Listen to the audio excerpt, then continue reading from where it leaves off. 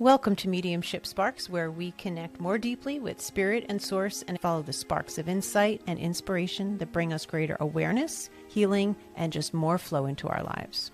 I'm Noelle Deane, intuitive medium, licensed therapist, and your host. A quick note before we begin: this podcast is for educational purposes only and provides general information. It is not medical or psychological advice and is not a substitute for care from a licensed health professional. I'm so grateful we get to step into this.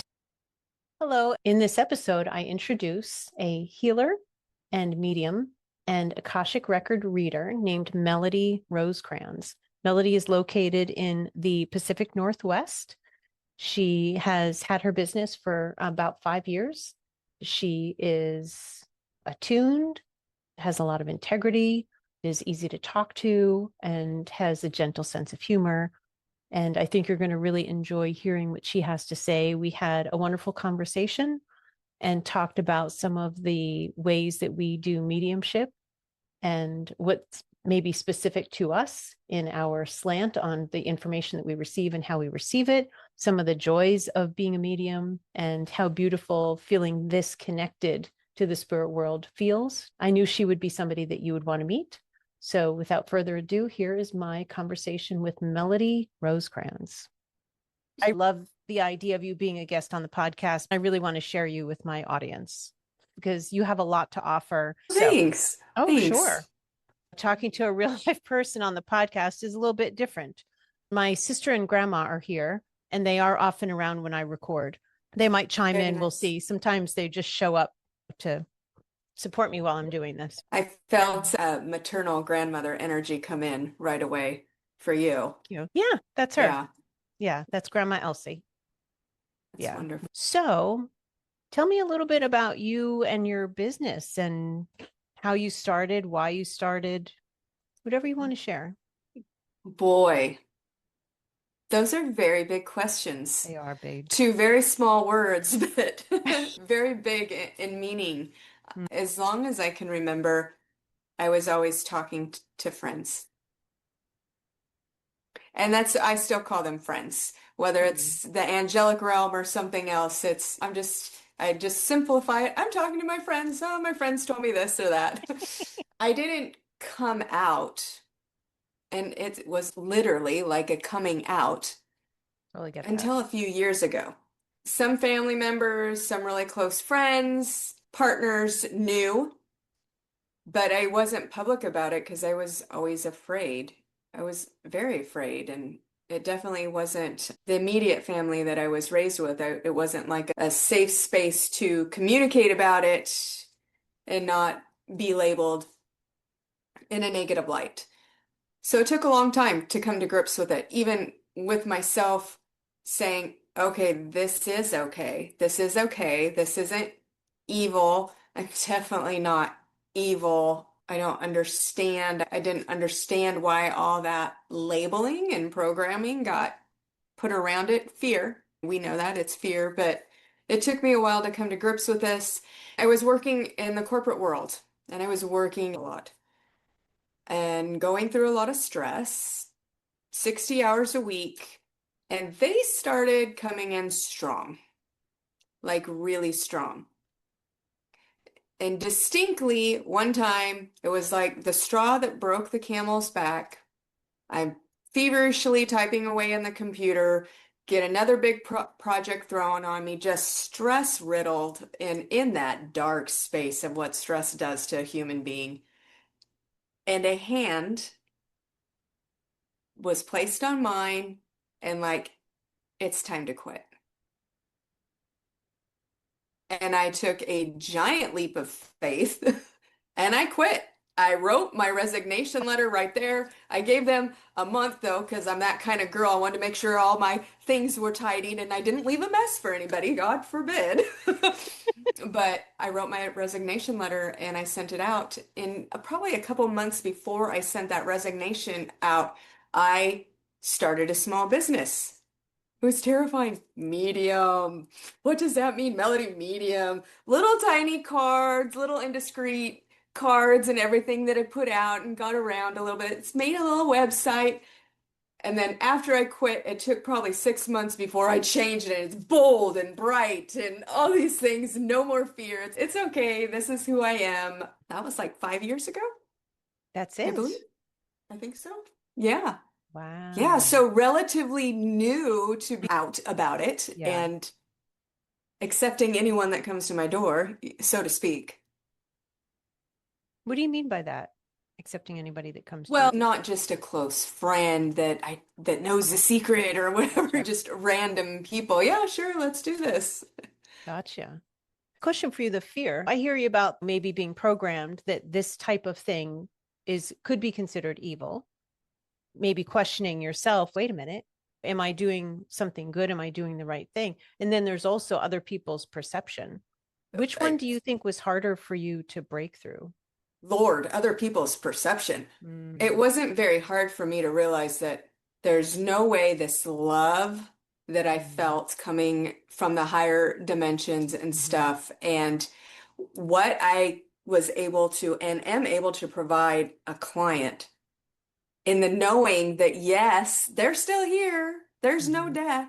They're right here is superbly divine. There's no evil. I imagine some people could take this work or whatever. There's a shadow side to everything, Yeah. but I know that's not my place or where I'm coming from. So that was the easy part. It was really, what are the naysayers going to say? And how will this impact me in the future if I need a corporate gig again or yada yada? But yeah. Yeah, I'm with you about using the term coming out. I felt like that too.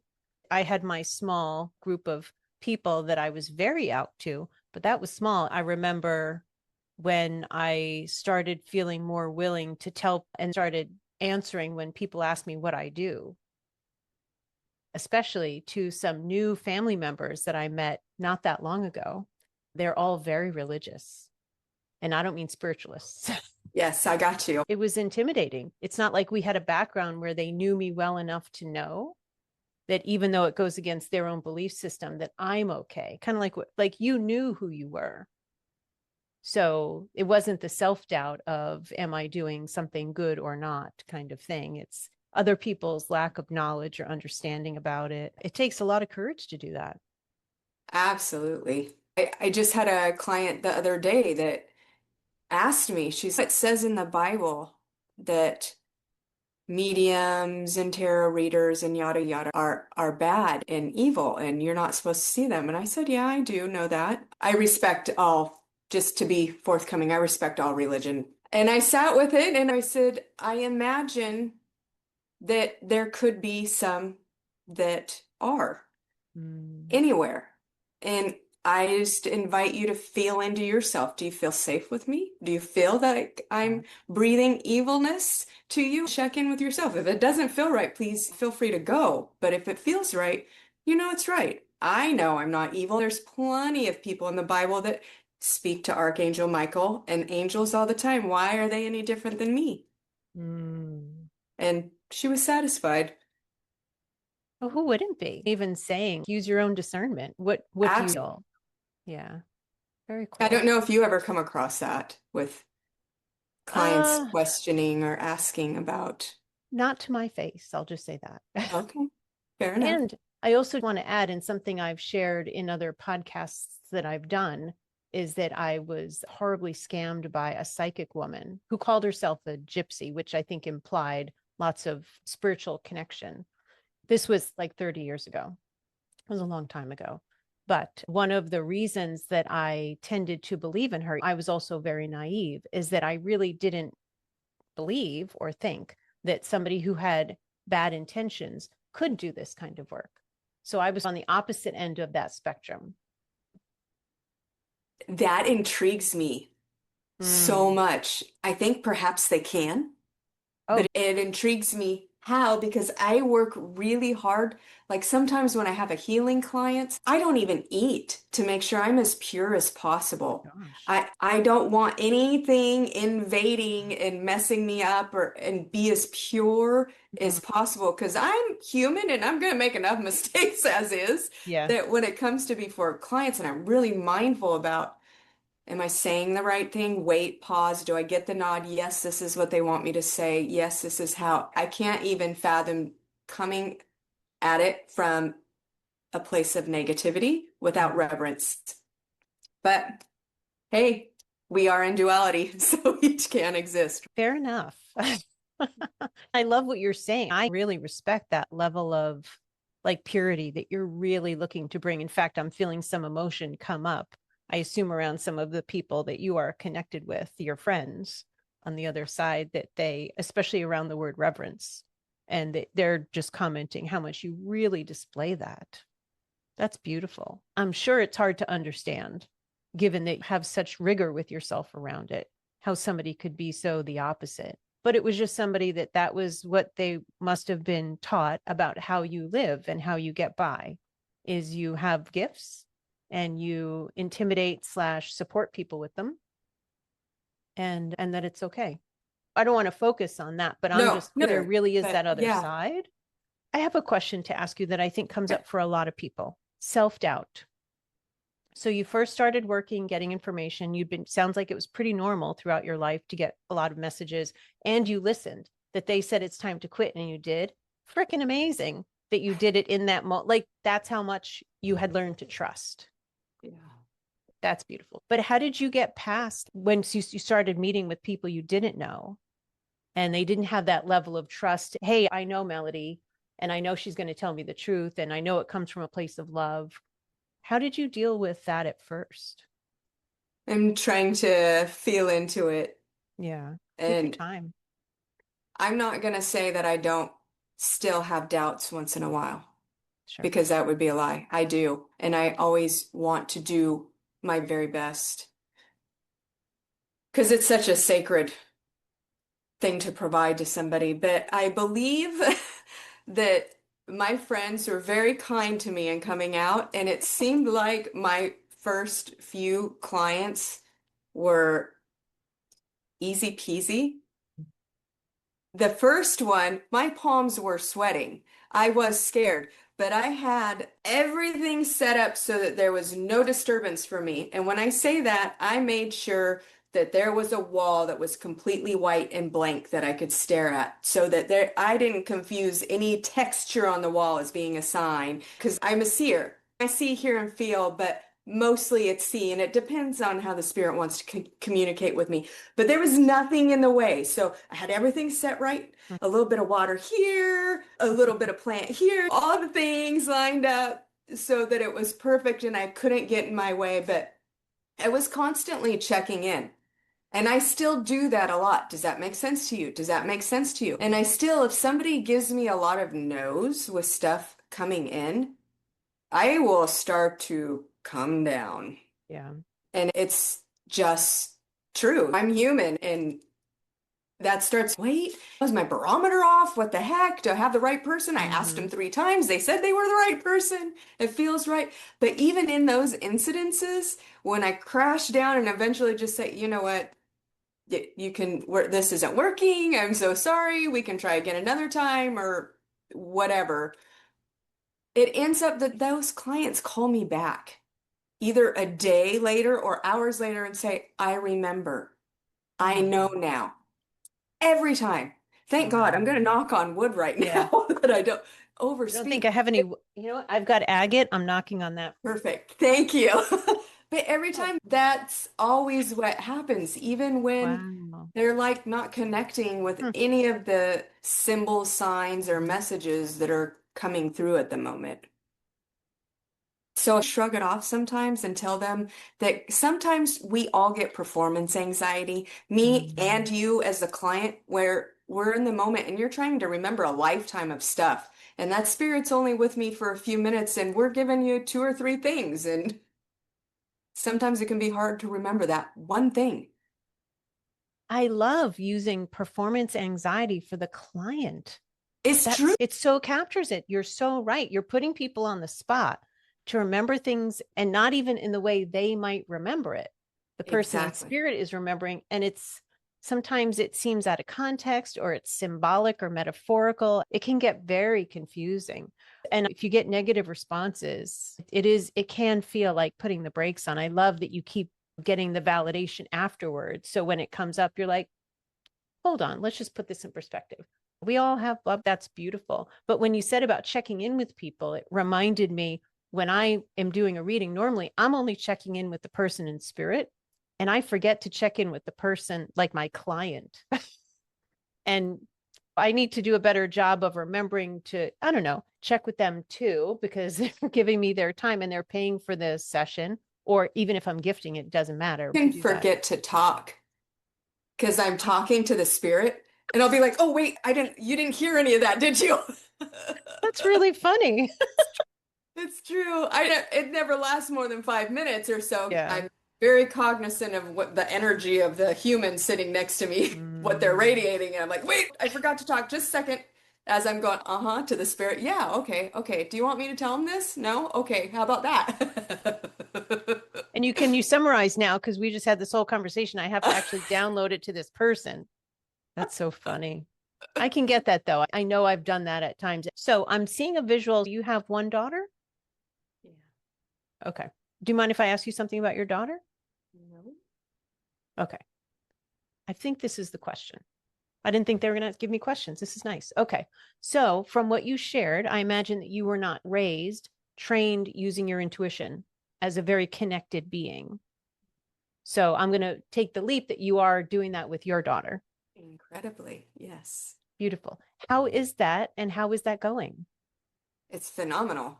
Other than it's nice to have somebody to share it with.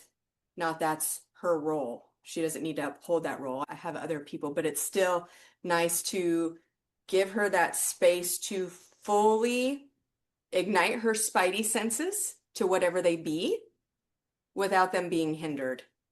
Honestly, sometimes I'm like, I wish I would have had this. I wish I would have had this. But now I can offer it to her. I used to coach a soccer team for 5 years, her soccer team, and I'd have the girls all the time. And I would teach them all how to play different, I call them psychic games or spidey sense games, and where they all learned how to use different senses and play fun hide and seek games. Like I'd blindfold them and put earmuffs on them so they couldn't hear, and they had to find each other. And they could. It didn't take long because children can learn it and tap in so quick. And it's just beautiful to not limit them. That's what I want to say. Yeah. I freaking love that. And man, I'm just feeling so moved at that they won't have to unlearn the programming that most of us are taught. And I'm just feeling present to what a waste, what a shame that we are so socialized and indoctrinated to be like separate from ourselves in that way. It's not even like our ancestors or our loved ones. It's ourself. Yeah. That's just heartbreaking how much we have to work to that. And then a lot of us, when we're in the second half of our lives, we catch on, oh crap, I have always known. I just did a podcast episode yesterday. I was thinking about some of the recent readings that I've done, and the ones that were standing out to me were the ones where I feel like I'm telling the client, like, look, you don't need me or anybody else. You're actually very connected. In fact, you could do this work yourself. Not that you need to or should, but even if you just got to enjoy it for your own connection, like your team is saying that you would really love that. And also coupled with that is their person in spirit that they were the most connected with that came through doesn't give them the answers to the questions they're looking for. I think I've experienced that before, definitely. Almost like they're intentionally doing it. Yes. To make them go on a snipe hunt.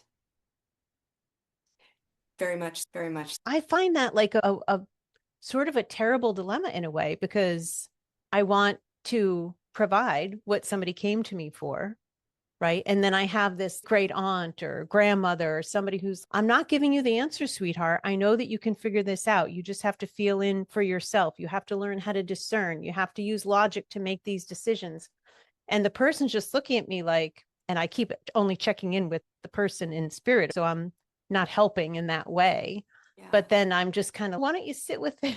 If you want your money back, I'm happy to. It's a weird thing. And I was like, am I a terrible medium in that way that I'm like I'm not even honoring what the client is asking for. But the thing that came to me as I was doing the recording, and I had my friends come in and help, were like, hey, if your grandmother told a medium that you went to, look, you could get all the answers, but I don't think that's for your highest good. Let me teach you how to get answers for yourself. I'd be like, Grandma, yeah, please. Okay. Yeah, Because I trust her. I know she's looking out for me, but it's got to come across as weird to the person. that's true. I have a question for you after hearing this. Do Hmm. you feel when you work as a medium that you're working for the client or for the spirit? That's my dilemma. I think I see them kind of on equal footing, but if the person in spirit is like, hey, I've got this, I'm the person you're talking to, and this is the plan for this person whom I love, and this is for their highest good, I'm going to lean towards them instead. And that might not be for everybody. I don't think there's a right or wrong way, but for me, I definitely work for the spirit. Oh, I'm glad you I, said that. I definitely Okay. do, and Huh. I make that clear in my readings. I don't present my readings in general in a way that my client's going to ask me 20 questions. I'm here to get through who comes, who we call in, get out as much as I can that they have to share. I feel like for some reason my soul talk to that soul coming in, or my soul contract to meeting its clients is that they give me evidence that they are who they say they are. And generally for me, those first senses that come through are through body feelings, and I feel that person's body. I feel how they passed, I feel ailments that they had and whatnot. So I start articulating that. And I'm just trying to pump as much through as that conduit is that spirit will speak to. Sometimes I feel like if I'm focused more on the 20 questions from the client, not that they shouldn't be able to do that. I'm not Yeah. saying that, but it takes more time to dig through and get that. Where if they just let me be open and be that conduit, they will get pretty much everything, at least enough of what they're looking for Mm-hmm. to know that their loved one is there with them, Gotcha. which is the ultimate goal in general. That they're still there, that they're connecting, that there's enough evidence that yes, that's them, that it works. I have had, like you're talking about, in when you do a big group reading, those are quick. Those are like speed dating with spirits. You don't have time to call in grandma specifically for one person because you're just letting all the spirits float through you. And people sitting in the chairs oftentimes will be like, I didn't want to hear from him, which Hmm. is fine. I got to respect their human experience. But Yeah. it's this is who's here right now. So, okay, on to the next. And I mean that with love, but yeah, I would want to hear from whoever comes through too.